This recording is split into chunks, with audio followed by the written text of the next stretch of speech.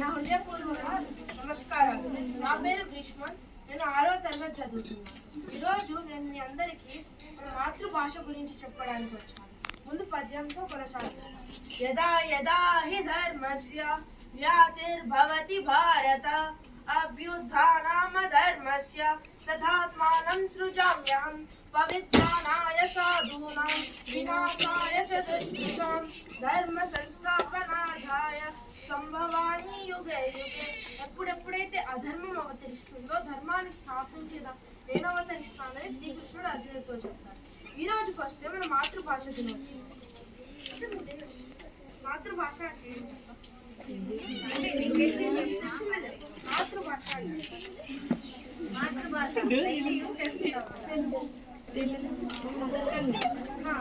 Language కాదు, అసలు మాతృభాష అంటే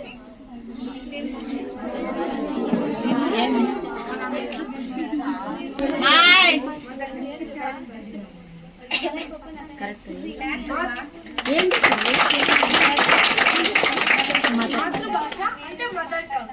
మన అమ్మ నాన్న మనకు నేర్పిన భాషని మనము మాతృభాష అంటాము. మనకు మాతృభాష ఏంటి? మనకు మాతృభాష తెలుగు.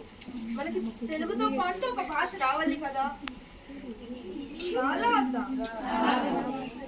ఇక్కడ తెలుగు తప్ప వేరే లాంగ్వేజ్ వచ్చిన వాళ్ళు హ్యాండ్ రైస్ చేయండి. కన్నడ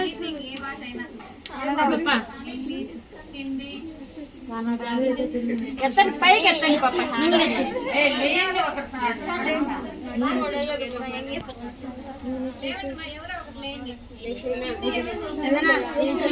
సానియా